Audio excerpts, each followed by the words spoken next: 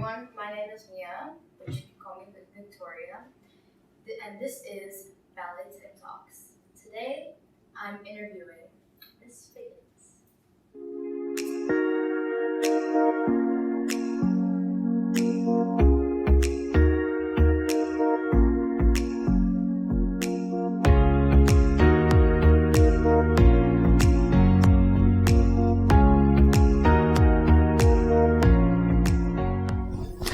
Hi everyone, my name is Dionne Figgins and I'm the Artistic Director of Ballet Tech.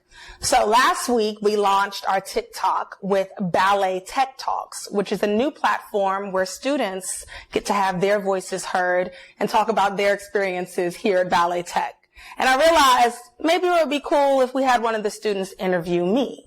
And so I've asked Mia, aka Victoria, to join us today, and she's going to ask me a couple of questions. So Mia, take it away. My first question is, how did you, start getting interested in dance and, all that art stuff? That's a great question, Mia, aka Victoria. I am originally from Memphis, Tennessee. That's where I was born, but I grew up in Washington, D.C. And the way my mom tells it, she says that I was very clumsy. And she was very worried for my safety. And so she put me in dance because she thought that it would help me not be so clumsy. I also have always been a little bit of a ham. You don't know this term, but a ham is someone who really likes to perform and make jokes and make people laugh. So that's kind of always been my thing.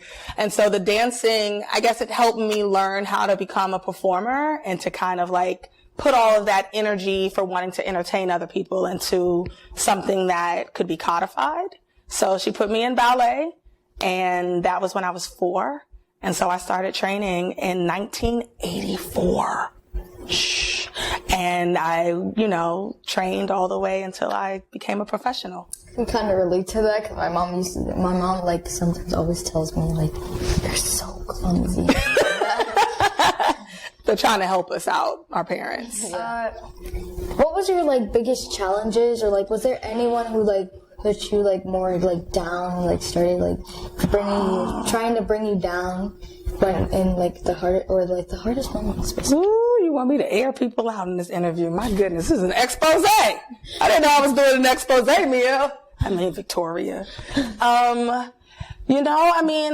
You've trained, right? Sometimes there are days where you get a lot of positive feedback, right? Where everything's going really well and people are telling you good job. And then there are other days where not so much positive feedback, right? Where you might not be doing as well, or maybe there's a teacher that just, really wants to get to you and they're trying to get you to do the thing and they're not saying it how you want. I don't think, training, I didn't really have any teachers that I felt were against me. But, I came up in a time of training when it was a lot harder. The teachers were a lot harder on you. There were canes involved, so maybe they would pull the cane out and poke you with the cane. There were a lot of different things that teachers did back in the day that I think we've learned are not necessarily effective in training students. And so it was a lot harder. The teachers were a lot harder on us. They were a lot, I wouldn't say demanding, but they just weren't as sensitive, right, to the fact that we're children and we're growing up and sometimes my bones are growing, so, my legs hurt today. There were a lot of things that were different when I was training. And so I don't think that I had any teachers that were necessarily purposely trying to be hard on me. But I think just the methods of training in dance were different when I was growing up. So even though I know you might think that we're being hard on you, in comparison to what it was when I was growing up, you all have it easy in comparison because it was a lot harder. The teachers were a lot, I'm not going to say the word mean, but they were a lot meaner when I was growing up. We're actually a lot nicer these days, I think. Do you agree that we're a lot? Yes. She wasn't even back then, and she's like, you all are very nice. Well, thank goodness, because we want you to work hard. We do expect, that we want you to work hard, but we also want you to enjoy the process and know that even if you have a bad day in the dance studio, you're still really great people. My dad like used to tell me that back then people were more stricter and like more like on top of you and everything. And nowadays, like I feel like ever since I moved to Ballet Tech, nicer, everything's like better. Oh, everything's better.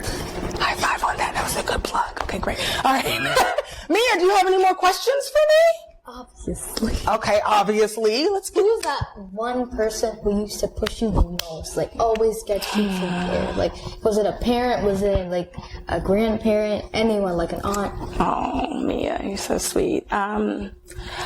My teacher, her name was Doris Jones, and she was really hard on us. But I think she was the person that pushed me the most. She trained so many incredible people, like Cheetah Rivera and Louis Johnson. You better know who all these people are after this interview. But she trained all these incredible dancers and artists. And even though she didn't give us a lot of positive, reinforcement all the time, like she wasn't telling me good job after every combination, but she would do little things, like she would bring me into her kitchen and she would tell me little things on the side. She would, pull me aside and have little side conversations with me. And when she gave me those little private moments of like one-on-one, kind of like we're having a one-on-one right now, it really made me feel seen. It made me feel like I was doing something good, even if she didn't tell me I was doing something good. Just her taking the time to pour into me and pull me aside, it made me feel like, okay, even though she didn't tell me I did a good job, she must think that I'm doing something right to spend this extra time making sure that I'm getting this additional information. And so Miss Jones was definitely the person that really impacted me, I think, the most in my training. And she made it possible because she was so hard on me, because she was very hard on me. She was very demanding. Like she had a very, very high expectation. In the same way I have a high expectation for you, she had a very high expectation for me. And what that helped me with was whenever I went somewhere else, I always was able to maintain a very high expectation for myself. So she taught me that I could do more than I thought I was capable of doing, so that when I left my school and I went to other schools, that I carried that with me. I was like, well, if Miss Jones thinks that I can do it, then I know that I can.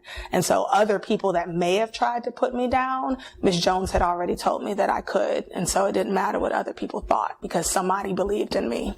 I know that feeling. Yeah. Oh, someone believes in? Who believes in you? It's my dad. Yeah? He would always push me to trust my he was the one that used to push me still does, to push me to do better in all my art, even especially singing. Because growing up he would always teach me these songs, and we would always at least get one night or something, and we would always practice and practice until I get it right. He was pushing you even when you didn't want to do it. Yeah. Because he saw that you were talented. Why did you decide to be director of this wonderful place? Oh, if only I had decided that. We both were going through the pandemic, right? We both went through that together. And at the beginning of the pandemic, I was in a show. I was performing in a show as a leading actress in a little off-Broadway regional show. And then the pandemic hit. And I started teaching a lot. And I started teaching at the studio that I grew up dancing in, where I trained in DC. And I started to fall back in love with dance. I also sing and I act, and, I've been on Broadway before, and I've done a lot of theatrical work as well as being in a dance company. But I started to fall out of love with the art because I was so consumed with the job. Does that make sense? So there's the art that I love, but then it was a constant I got to get this show and I got to go to this audition and I got to do this, and I started to lose my love for dance. And so when the pandemic hit and I lost that work and I started teaching, I started falling back in love with dancing again. Like, I'm teaching these kids and I was so inspired by them because they kept showing up. And, you know, we were doing it through Zoom, which is hard, right? You know, it's hard to be in your like little space. Everyone's space is different. You might not have the space to go across the floor. And I was watching these kids and I was like, wow, they keep coming back to class every week. And I don't feel like being here. Like, I'm a grown up and I was like, oh, I gotta teach. And every time I would get into the class, I would just fall in love with dancing and just teaching. And the more that I taught, the more that I fell in love with the dancing. And I'm watching these young people who are falling in love with dancing because they're being inspired by me in this Zoom platform. And I was like, how challenging is it for them to do this? And yet they're showing up every week. So then it gave me something to show up for, right? So even though I wasn't necessarily in the best mood because we're in the pandemic and oh no, my jobs and oh no, my life, every week there was this space where we all just showed up to come together around our love of dance. And I just wanted to keep doing that. And so when the opportunity to apply for this job showed up, I said, well, you know, it's not really what I've never done this kind of position before, although I've done a lot of different work that has influenced this work that I'm doing now. But I said, well, I really enjoy being around young people. Like, I really like being around you all. Like, I think you all are really cool.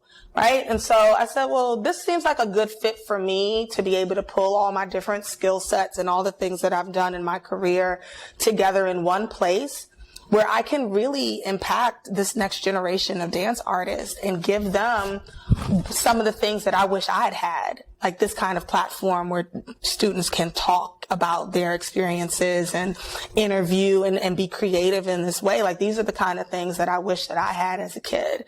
And so in the process of trying to find my love of dance again, I found it in the studio with kids.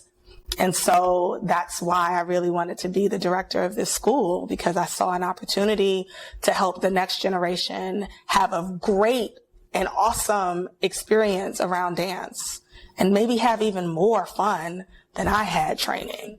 I just feel really fortunate that I am able to have a platform where I can kind of uplift you all so that you all can then, because I'm not going to be dancing forever. I mean, you know, Miss Figgins still has a couple of steps, right? She has a couple of steps. Tell them that I have a couple of steps, Mia. Did I have to tell them? Don't tell them. But the point is I won't have them forever. And so somebody has to take this thing forward, and that's you. Right? You're the next generation. You all at Ballet Tech, we're going to pour in. We're going to give you all of our knowledge. All these teachers have so much to offer. And so we're pouring into you so that you can take the baton like we're in a race. And you take the baton and then you carry it the next miles. And then you pass it off to the next group of kids and so forth and so on, so that this dance thing can continue forever, really, you know? And so I really feel grateful to be able to be here talking to you today. And I'm really, really happy that we have this platform now, Ballet Tech Talks, so that the students of Ballet Tech have an opportunity to share their voices as well and talk about the things that are important to you, because you all are the next generation. You're the future. And so we want to make sure that we're listening to you so that we're shaping a future that you all can feel proud of. Thank you all so much for joining Ballet Tech Talks. And to my lovely interviewer, Victoria, thank you so much. And until next time, peace.